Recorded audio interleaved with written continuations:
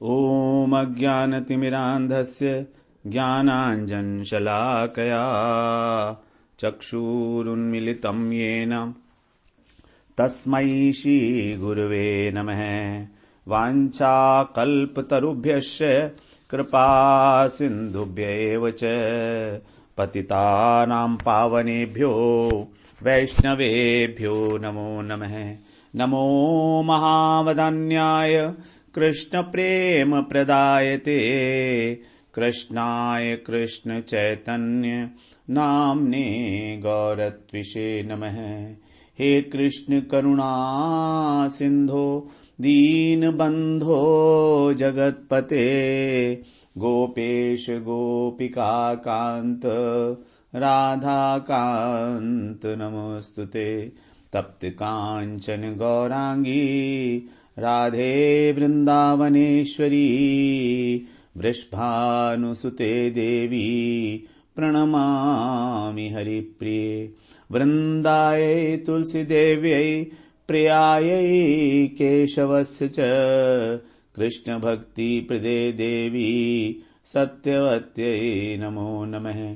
श्री कृष्ण चैतन्य प्रभो नित्यानंद श्री अद्वैत गदाधर शिवसदि गौरभक्त वृंद। हरे कृष्ण कृष्ण कृष्ण हरे हरे, हरे राम राम राम हरे हरे। हरे कृष्णा। सर्वप्रथम मैं अपने गुरुपाद पद ओम विष्णुपाद अष्टोत्तर शत श्री श्रीमद् भक्ति वेदांत माधव गोस्वामी महाराज के चरण कमलों में अनंत कोटि दंडवत प्रणाम ज्ञापन करता हूं। हम लोग श्रीमद् भगवद गीता के 5वें अध्याय को श्रवण कर रहे हैं। उसके अंदर हमारा दूसरा श्लोक चल रहा है। उसमें भगवान जो है अर्जुन की जो प्रश्न था कि कर्म संन्यास और कर्म योग में कौन सा श्रेष्ठ है, उसको आप निश्चित रूप से मेरे लिए जो कल्याणकारी है वो बताइए। तो भगवान बता रहे हैं संन्यासः कर्म योगश्च निःश्रेयस करो भव तयोस्तु कर्म संन्यासात् कर्म योगो विशिष्यते। कि कर्म संन्यास और कर्म योग इन दोनों ही जो हैं कल्याणकारी हैं, कल्याण करने वाले हैं, लेकिन फिर भी दोनों में कर्म संन्यास से कर्म योग की विशिष्टता है। तो यहां पर हम लोग जो अभी श्रवण कर रहे थे कल, उसमें पहले हम ये देखें कि कर्म कांड और कर्म योग में क्या अंतर है। दो चीजें होती हैं, एक तो कर्म कांड और एक कर्म योग। तो कर्म कांड क्या है? कर्म कांड में भी जो शास्त्र विहित कर्म है, मतलब जो शास्त्रों में कहे गए हैं कर्तव्य कर्म, उन्हीं का आचरण किया जाता है। कर्म कांड में उन्हीं का आचरण किया जाता है। लेकिन यहां पर कर्म स्वयं को कर्म का कर्ता मानकर और भोक्ता मानकर किया जाता है। जब शास्त्र विहित कर्म स्वयं को उस कर्म का कर्ता और भोक्ता मानकर किए जाते हैं, तब उसको कर्म कांड कहा जाता है। इसका फल होता है इस संसार में भोगों की प्राप्ति तथा स्वर्ग की प्राप्ति। जैसे जितने भी यज्ञ हैं वो सब कर्म कांड के अंदर ही आएंगे। जो साधारण रूप से यज्ञ किए जा रहे हैं वो सब, क्योंकि उनमें कुछ ना कुछ इच्छा होती है। पुत्रेष्टि यज्ञ है, अश्वमेध यज्ञ है, बहुत सारे यज्ञ बताए गए हैं। तो ये सब यज्ञ जो हैं ये कुछ ना कुछ कामना लेकर ही किए जाते हैं, इसलिए इनको कर्म कांड के अंदर ही कहा जाएगा। और वेदों के अंदर अगर हम देखेंगे तो 1,00,000 श्लोक में से 80,000 श्लोक जो हैं वो कर्म कांड के ही विषय में दिए गए हैं। इसीलिए जो आर्य समाजी लोग हैं वो भ्रमित हो जाते हैं। वो कहते हैं कि वेद जो है वो कर्म कांड का ही प्रतिपादन कर रहे हैं। वास्तव में जो वेदों का अंत है, अर्थात जो उपनिषद है, वेदांत जिसे कहा जाता है, तो उसका तो कोई अध्ययन करता ही नहीं है। वेदांत का मतलब है जो वेदों का निष्कर्ष है। तो वेदों में इसी प्रकार से हम देखें तो ज्ञान कांड के 16,000 श्लोक कहे हैं, कर्म कांड के 80,000, ज्ञान कांड के 16,000 और भक्ति के केवल 4,000 श्लोक है। अब वो भी 4000 श्लोक स्पष्ट रूप से नहीं मिलेंगे, कहीं पर भी स्पष्ट रूप से नहीं मिलेंगे, वो भी छुपे हुए हैं। तो इस प्रकार से वेदों को जो है कर्म परक या ज्ञान परक ही शास्त्र मान लिया जाता है, जबकि उपनिषद जो हैं वो पूरे ज्ञान परक हैं। उसमें भी कहीं कहीं भक्ति है, भक्ति का पुट दिया गया है, सब जगह ही है। 108 उपनिषद में से जो 11 उपनिषद बताए गए हैं वही मान्य है भक्ति योग के अंदर। तो शास्त्र विहित कर्तव्यों का आचरण कर्म कहलाता है, और जब यही कर्म अपने को कर्ता और भोक्ता मानकर किया जाता है कि मैं ही इसका करने वाला हूं और मुझे इसका भोग मिलेगा, तब हम उसको कर्म कांड कहते हैं। उसी प्रकार से कर्म योग क्या है वो तो हम पहले श्रवण कर चुके हैं 3-4 अध्याय में। जब कर्म में से आसक्ति को, कर्म फल में से आसक्ति को हटा दिया जाता है और कर्तापन का अभिमान भी नहीं होता कि मैं करता हूं, तब वो निष्काम कर्म कहा जाता है। उस निष्काम कर्म को जब भगवान के अर्पण किया जाता है, भगवत अर्पित निष्काम कर्म, उसको कर्म योग कहा गया है, क्योंकि अब यहां पर उसको भगवान के साथ युक्त कर दिया गया है, भगवान की प्रसन्नता के लिए किया जा रहा है ये कर्म। इसको कहा गया निष्काम कर्मयोग या कर्मयोग। कर्मयोग के अंदर ही निष्कामता हो गई। कर्मयोग का मतलब ही है कि निष्काम है, वरना तो कर्मयोग ही नहीं हो सकता। तो निष्कामता तो पहली अवस्था है, उसके वो तो पहली कंडीशन है, तभी भगवान को अर्पण होगा। तो कर्म कांड जो है वेदों के अनुसार है, सत्कर्म है, अच्छे कर्म है, पुण्य कर्म है, लेकिन तो भी संसार का बंधन के कारण है। वो हमको जन्म मृत्यु से पार नहीं ले जा सकते, क्योंकि उनमें कामना भी है, कर्तापन का है, भोक्तापन का है। अब कर्ता बने हैं हम तो भोक्ता भी होंगे, और भोक्ता इसी जन्म में तो होंगे नहीं, अगले अगले जन्मों में उनको भोग करना पड़ेगा सब फलों को, और उसका भगवान से योग ही नहीं किया गया है। तो ऐसे कर्म की भगवान ने निंदा की थी। दूसरे अध्याय में जो हमने श्रवण किया था 49वें श्लोक में, दूरेण ही वरम कर्म बुद्धि योगा धनंजय बुद्धौ शरणम अनविच्छ कृपणा फल हेतवः।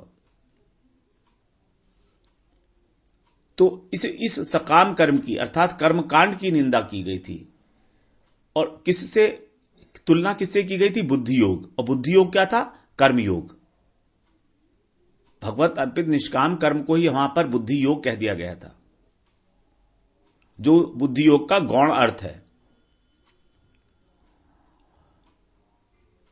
तो और दूसरा जो है कर्मयोग, कर्मयोग से ही भगवान से योग होता है। इसका फल है चित्त शुद्धि। कर्मकांड का फल था संसार में भोगों की उपलब्धि या स्वर्ग की प्राप्ति, और कर्मयोग का फल है हमारे हृदय की शुद्धि। हमारा हृदय शुद्ध होगा, उसमें संसार के प्रति कामनाएं वासनाएं खत्म होंगी, कम होंगी। और ये कर्म योग जो है यही योग की सीढ़ी का प्रथम सोपान है। हम लोग पहले श्रवण कराए हैं, योग एक ही है वास्तव में। योग एक ही होता है, भगवान से जुड़ना। अब भगवान से जुड़ने के लिए जो अलग अलग अवस्थाएं हैं उनको नाम दे दिया गया है अलग अलग। जैसे कर्मयोग सबसे पहली अवस्था बताई। अब कर्मयोग के बाद चित्त की शुद्धि होगी तो ज्ञान को धारण कर पाएंगे, ज्ञान के अंगों का पालन करके, विवेक, वैराग्य, षट संपत्ति, मुमुक्षत्व। षट संपत्ति में हो गया 6 आइटम, शम, दम, तितिक्षा, श्रद्धा, उपरति और समाधान। ये सब ज्ञान के साधन हैं। तो इन साधनों का अवलंबन करके, और साधन अवलंबन तभी होगा जब हृदय की शुद्धि होगी, वरना आत्म अनात्म विवेक जो है, शरीर का जो हमारे को आभास है कि हम शरीर हैं, ये कभी होगा ही नहीं दूर अगर हृदय शुद्ध नहीं है। अगर कामनाएं वासनाएं हैं तो फिर ये बात कहां उठेगी कि हम शरीर हैं, हम आत्मा है। फिर तो हम शरीर ही मान रहे हैं ना अपने को। तो ये प्रथम सोपान है कर्मयोग, ये प्रवेश द्वार है भक्ति का भी, क्योंकि भगवान के साथ इसमें गौण रूप से हमारा योग हो जाता है। देखिए, बुद्धि योग के दो अर्थ बताए थे। मुख्य अर्थ था भक्ति योग और गौण अर्थ था कर्म योग।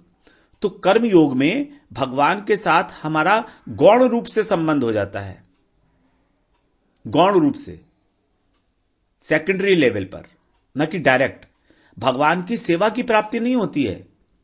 भक्ति योग तो है भगवान की साक्षात सेवा, भगवत प्रेम को प्राप्त करके। लेकिन यहां पर हम भगवान की साक्षात सेवा नहीं कर रहे हैं, लेकिन फिर भी क्योंकि भगवान को अर्पित कर दिया गया है कर्म, जो कि हमारी चित्त शुद्धि का कारण बना, तो इसलिए भगवान से गौण रूप में हमारा संयोग हो गया। और चित्त शुद्धि होने पर क्रमशः जब हमको साधु संग मिलेगा, हरि कथा श्रवण करेंगे, भक्ति के अंगों का पालन करेंगे, तो क्रमशः हम लोग भक्ति के अंगों का पालन करने के लिए सक्षम हो सकते हैं।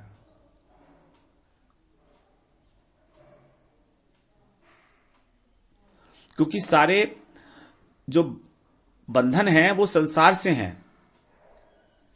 जब हमने अपने लिए स्वार्थ के लिए कर्म किया तो बंधन का कारण हो जाते हैं। जब हमने भगवान के लिए किया तो वही जो है कर्म भगवान की प्रसन्नता के लिए होकर हो जाते हैं। इसलिए अर्जुन को आज्ञा दी थी 38वें श्लोक में, दूसरे अध्याय के 47वें श्लोक में भगवान ने कहा था कर्मण्येवाधिकारस्ते, कर्मयोग की पूरी प्रोसेस बताई। उसके बाद 48वें में बोल दिया योगस्थ कुरु कर्माणि संगम त्यक्त्वा धनंजय, योग में स्थित होकर तू कर्म कर। जो तेरे को युद्ध रूपी कर्म करना है इसको योग में स्थित होकर कर, अर्थात ना तो इसमें आसक्ति रख कर्म फल में, और ना ही तेरे अंदर कर्तापन का भाव होना चाहिए, क्योंकि अहम ही सर्व यज्ञानां भोक्ता च प्रभु च, मैं ही हूं सारे यज्ञों का भोक्ता स्वामी। और 11वें अध्याय में भगवान ने बोला ही अर्जुन को निमित्त मात्रम भव सव्यसाचिन, ये सब जितने भी हैं कौरव मैंने पहले ही इनको मार दिया है, अब तू केवल निमित्त मात्र बन जा। तो निमित्त मात्र बन गया अर्जुन, तो फिर कर्तापन कहां रहा? तो योग में स्थित होकर। अच्छा, अब कर्म के और कामना के हिसाब से दो चीजें हैं ना, कर्म और कामना। तो इस कर्म और कामना के अनुसार 3 प्रकार के व्यक्ति हम लोग इस जगत में देखते हैं प्रधानतः। नंबर 1, जिसके जीवन में कामना है और कर्म है, दोनों है। वो कर्म भी कर रहा है और उसकी इच्छाएं भी है संसारिक भौतिक बहुत सारी। पुराने जन्मों के संस्कारों के अनुसार उसकी इच्छाएं हैं, उन सबको पूरी कर रहा है वो इस जन्म के अंदर, और कर्म भी कर रहा है, मेहनत कर रहा है उनको प्राप्त करने के लिए। तो ये जो पहले प्रकार के लोग हैं, इसमें भी फिर 2 प्रकार के हो जाते हैं। एक तो अपनी कामना की पूर्ति करने के लिए निषिद्ध कर्म करते हैं, शास्त्र विरुद्ध कर्म, जो शास्त्रों में निषिद्ध किए गए हैं, ये काम नहीं करना है, जैसे चोरी, डाका, हत्या, हिंसा, किसी को छल करना, किसी को दुख देना, जबरदस्ती करना, ये सब जो है शास्त्रों में निषिद्ध कर्म है। तो ये अपनी कामना की पूर्ति करने के लिए किए जाते हैं। जितने जितने टेररिस्ट हैं, चोर हैं, स्मगलर्स हैं, लुटेरे हैं, ये सब यही है।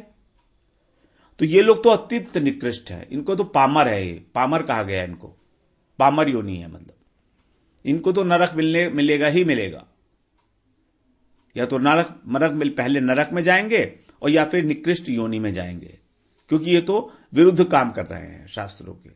दूसरे लोग हैं जो कामना पूर्ति करने के लिए शास्त्र विहित कार्य करते हैं, जिसको हमने ऊपर श्रवण किया कर्मकांड कहा जाता है। तो ये लोग कर्मकांड का पालन करते हैं, इनको हम बोलते हैं विषयी या सकामी, जिनकी कामनाएं हैं।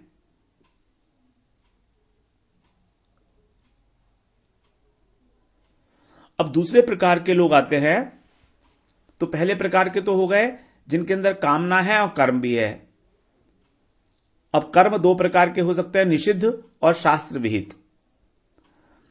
दूसरे प्रकार के लोग हैं अब जिनके जीवन में कामना तो है लेकिन कर्म नहीं है, अर्थात वे कर्म को छोड़ देते हैं, कर्तव्य कर्म जो भी शास्त्रों में उनके लिए शास्त्र का जो वर्णाश्रम धर्म के अनुसार जो कर्म निर्धारित किए गए हैं वो उसको छोड़ देते हैं। अब ये भी दो प्रकार के होते हैं दोबारा से। एक तो वो है जो अपनी कामना को मिटाना चाहता है, कामना तो है और कर्म नहीं है उसका। तो एक तो वो है जो कर्म तो नहीं है लेकिन अपनी कामना को भी वो मिटाना चाह रहा है कि मेरी कामना किसी तरह से खत्म हो जाए, और इसके लिए ज्ञान के अंगों का पालन कर रहा है, विवेक, वैराग्य इत्यादि जितने भी हैं, और कामना को मिटाना चाह रहा है। तो ये तो साधक है, इसको साधक कह सकते हैं। दूसरा है जो कामना को पूरी करना चाहता है, कर्म को ना करके भी, ये जो है मिथ्याचारी है। मिथ्याचारी का मतलब इसका मिथ्या आचरण है। भगवान ने इसे कहा मिथ्याचारः स उच्यते।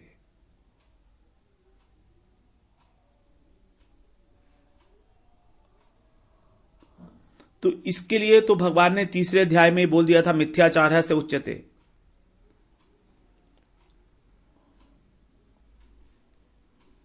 अब क्योंकि इसने तो पहले से निश्चय कर रखा है ना कि हम लोग काम नहीं करेंगे, सन्यास लेके और किसी मठ के मंदिर के महंत बनेंगे, और वहां पर हम लोग को पद भी मिलेगा, प्रतिष्ठा भी मिलेगी, और पैसा भी मिलेगा, धन भी मिलेगा, सम्मान भी मिलेगा।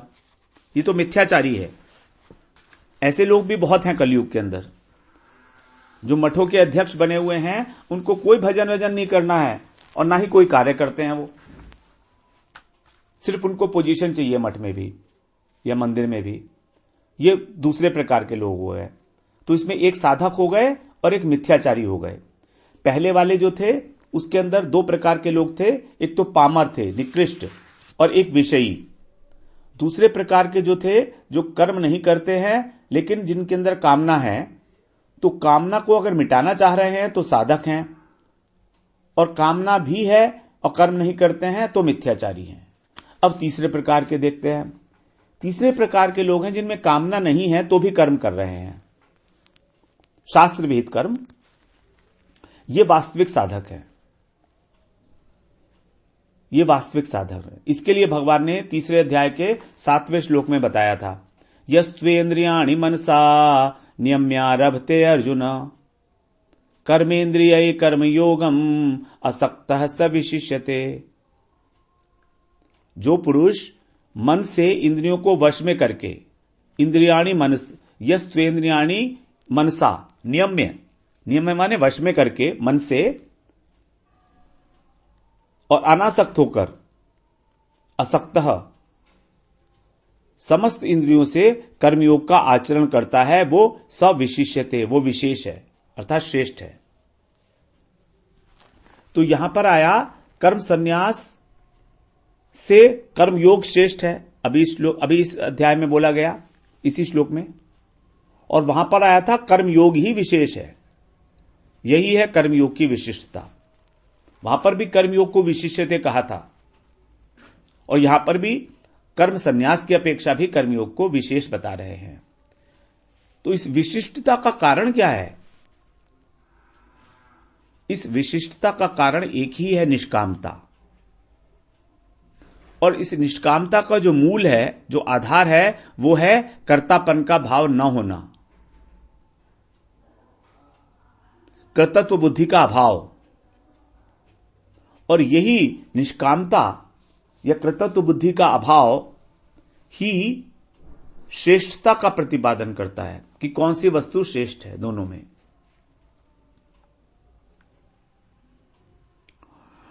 अब यहां पर कर्म संन्यास का अर्थ हम लोगों ने बात किया था ज्ञान योग या सांख्य योग। आगे भगवान चौथे और 5वें श्लोक में यह बात स्पष्ट करेंगे कि संन्यास को ही सांख्य कहेंगे भगवान। सांख्य कुछ और नहीं है, यही है। तो अब कर्म संन्यास से कर्मयोग श्रेष्ठ क्यों है? अनेकों कारण हैं इसके। तो हम लोग इसके कारण के ऊपर विचार करते हैं पहले कि क्या क्या कारण हैं। दोनों शब्दों का यदि नंबर 1, यदि हम दोनों शब्दों का विश्लेषण करें तो हम देखते हैं कि दोनों में कर्म शब्द तो कॉमन है। अब पहले साधन में कर्मों का त्याग करना होता है, कर्म संन्यास के अंदर। पहले साधन में मतलब कर्म संन्यास में कर्मों का सम्यक रूप से स्वरूपतः त्याग करना होता है, और दूसरे के अंदर कर्मों को भगवान के साथ जोड़ना होता है, कर्म योग। कर्म संन्यास का मतलब क्या? कर्मों का संन्यास, छोड़ना, और दूसरे में है कर्म योग यानी कर्मों को जोड़ना। तो यहां पर कर्म को छोड़ना है और वहां कर्म को जोड़ना है। तो कर्मों का सम्यक त्याग है, इसका मतलब हुआ कर्तापन का त्याग, और कर्मों को उस भगवान से जोड़ना, यह क्या है? कर्तव्य कर्म को जोड़ना। तो ये अधिक आसान लगता है हमको, भगवान के साथ जोड़ना, क्योंकि हम स्वाभाविक रूप से कर्म कर रहे हैं, जन्म से ही हमने कर्म के अलावा कुछ और किया ही नहीं है। अब उन्हीं कर्मों को भगवान के साथ जोड़ना अधिक आसान है, और जबकि कर्मों को छोड़ना बहुत मुश्किल है, क्योंकि भगवान ने कहा है एक क्षण भी हम बिना कर्म के नहीं रह सकते, कुछ ना कुछ तो करेंगे ही करेंगे, और जब करने को कुछ नहीं होगा तो उत्पात ही करेंगे।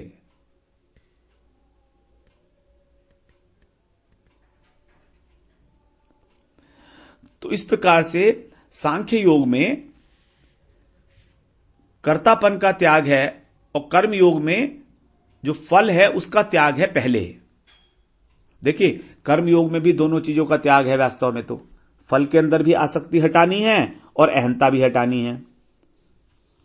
अब कर्तापन का इसमें कर्म योग में पहले आसक्ति को हटाया जाता है। जब आसक्ति नहीं रही तो कर्तापन का भाव भी मिट जाएगा अपने आप। जैसे मान लीजिए हमने एक आम का पेड़ लगाया, अब हमको उसके फल खाने में कोई इंटरेस्ट नहीं है, तो फिर हमने आम का पेड़ लगाया, इस बात को हम लोग अभिमान नहीं रखेंगे इस बात का कि मैंने लगाया ये पेड़, कोई और भी लगा सकता था। अगर मुझे खाने ही होंगे वो पेड़ के फल, तब उस कर्तापन को हटाना मुश्किल होगा कि ओ मैंने लगाया ये पेड़, मैं ही खाऊंगा इसके फल, मैं ही खाऊंगा या मैं भी खाऊंगा, एक ही बात है। एक बात तो नहीं है, लेकिन फिर भी। तो अगर हम के फल में आसक्ति है तो कर्तापन का भाव मिटाना बहुत मुश्किल है, लेकिन अगर आसक्ति नहीं है तो कर्तापन का भाव अपने आप से भी मिट सकता है, कम हो सकता है। और आसक्ति को मिटाने के लिए हमको आसक्ति को मिटाना आसान है, क्योंकि आसक्ति हमारे मन में है और अहंता का भाव हमारे अहंकार में है। आसक्ति दिखती है, अहंता दिखती नहीं है। ममता दिखती है, ममता किसी दूसरी वस्तु के प्रति होने के कारण हमको समझ में आ जाता है कि हम इस वस्तु में आसक्त हो रहे हैं। लेकिन अहंता का बोध होना बहुत सूक्ष्म है, क्योंकि हमारे अंतःकरण में मन, बुद्धि, अहंकार और चित्त तो उत्तरोत्तर श्रेष्ठ होते चले जाते हैं। मन से श्रेष्ठ है बुद्धि, बुद्धि से श्रेष्ठ है अहंकार। चित्त की तो बात अलग ही है, चित्त तो भाव को धारण करने का स्थान है, स्मृति का स्थान है, वो तो मेन पॉइंट है अंतःकरण का। तो इस प्रकार अहंकार जो है वो मन से सूक्ष्म है, बुद्धि से भी सूक्ष्म है, उसको पकड़ना मुश्किल है। इसीलिए कर्म योग जो है आसान हो जाता है, सरल है थोड़ा। फिर दूसरा, कर्म योग प्रवृत्ति परक है, जबकि सांख्य योग निवृत्ति परक है। निवृत्ति का मतलब न करना, प्रवृत्ति का मतलब करना।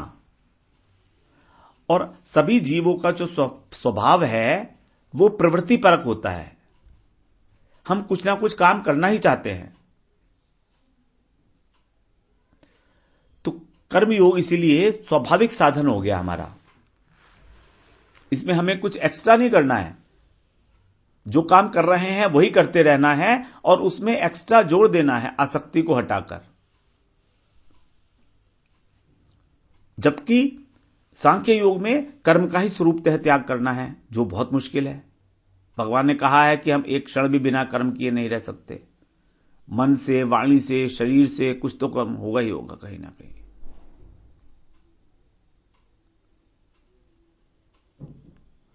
उसके बाद फिर तीसरा पॉइंट आ जाता है, हमारे बंधन का जो कारण है वो संसार नहीं है, बल्कि जो संसार की वस्तुएं हैं, जो व्यक्ति हैं, उनमें जो आसक्ति है वही है हमारा कारण।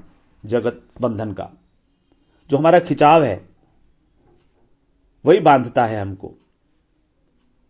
इसीलिए कर्मयोगी क्या करता है, संसार को नहीं छोड़ता, बल्कि संसार के प्रति जो आसक्ति है उसको छोड़ता है, यह जानकर कि इस वस्तु असार है।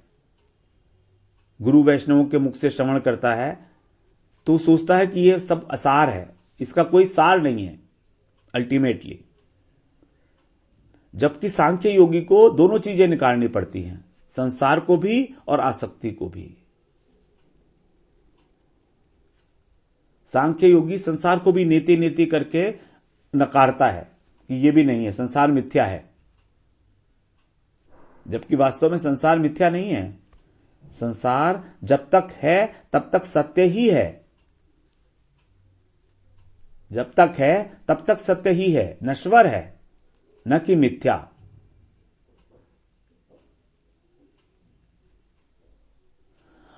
अतः सांख्य योग जो है वो उससे कर्मयोग श्रेष्ठ हो जाता है साधन की सुगमता के कारण। भगवान 12वें अध्याय में बताएंगे ही, क्लेशो अधिकतरस्तेषाम अव्यक्ता सक्त चेतसाम अव्यक्ता ही गतिर दुखम देहवद्भिर अवाप्यते।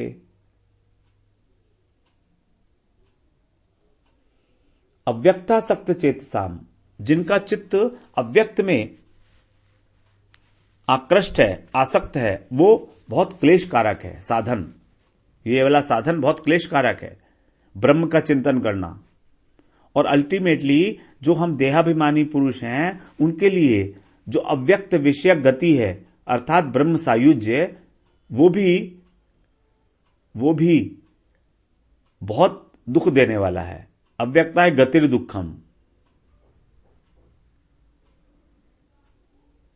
वहां किसी प्रकार का सेवा सुख नहीं है उसमें। ब्रह्म सायुज्य के अंदर सेवा सुख की बात ही नहीं उठती है, इसलिए उसको बताया गया दुखमय है वो। फिर चौथा पॉइंट क्या आता है, तीसरे श्लोक में ही भगवान बताएंगे जो कर्म योगी है वो भी सन्यासी समझने योग्य है, क्योंकि वो सुखपूर्वक संसार के बंधन से मुक्त हो जाता है, सुखपूर्वक, जबकि सन्यासी को बहुत कष्ट उठाना पड़ता है। फिर 5वें में भगवान बताएंगे, 5वां पॉइंट क्या है, छठे श्लोक में, छठे अध्याय में भगवान बताएंगे, नहीं छठे श्लोक में, इसी अध्याय के छठे श्लोक में भगवान बताएंगे कि सांख्य योग में भी कर्म योग की आवश्यकता है, परंतु कर्म योग में सांख्य योग की आवश्यकता नहीं है। इसीलिए कर्म योग श्रेष्ठ हो गया। फिर कर्म योग का साधन प्रत्येक व्यक्ति के द्वारा प्रत्येक परिस्थिति में किया जा सकता है, चाहे वो किसी भी वर्ण का हो, आश्रम का हो, संप्रदाय का हो। जबकि ज्ञान योग का, सांख्य योग का साधन जो है विवेक और वैराग्य का साधन करना हर एक के बस की बात नहीं है, बहुत तीक्ष्ण बुद्धि होनी चाहिए उसके लिए। संसार से नेचुरल निर्वेद होना चाहिए हमको।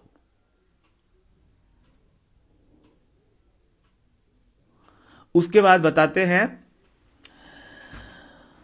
कि सांख्य योगी तो है तीक्ष्ण बुद्धि का आश्रय लेता है अपनी, और विवेक और वैराग्य का आश्रय लेता है, तब जाकर वो अपने कर्तृत्व को मिटाता है, अहंता को। और कर्मयोगी की तीक्ष्ण बुद्धि नहीं है, लेकिन वो आसक्ति को मिटाता है भगवत अर्पण करके। तो क्योंकि ये नियम है कि अगर कर्तृत्व का त्याग करेंगे, कर्तापन के त्याग में भोक्तापन का त्याग है, और भोक्तापन के त्याग से कर्तापन का त्याग है, ये नियम है। तो इस प्रकार से कर्मयोगी के लिए सहज हो जाता है आसक्ति का त्याग करना, तीक्ष्ण बुद्धि की आवश्यकता नहीं है उसमें। तो इसी बात को हम थोड़ा सा आगे बढ़ के आगे कल श्रवण करेंगे फिर हम आगे बढ़ेंगे। वांछा कल्पतरुभ्यश्च कृपा सिंधुभ्य एव च पतितानां पावनेभ्यो वैष्णवेभ्यो नमो नमः।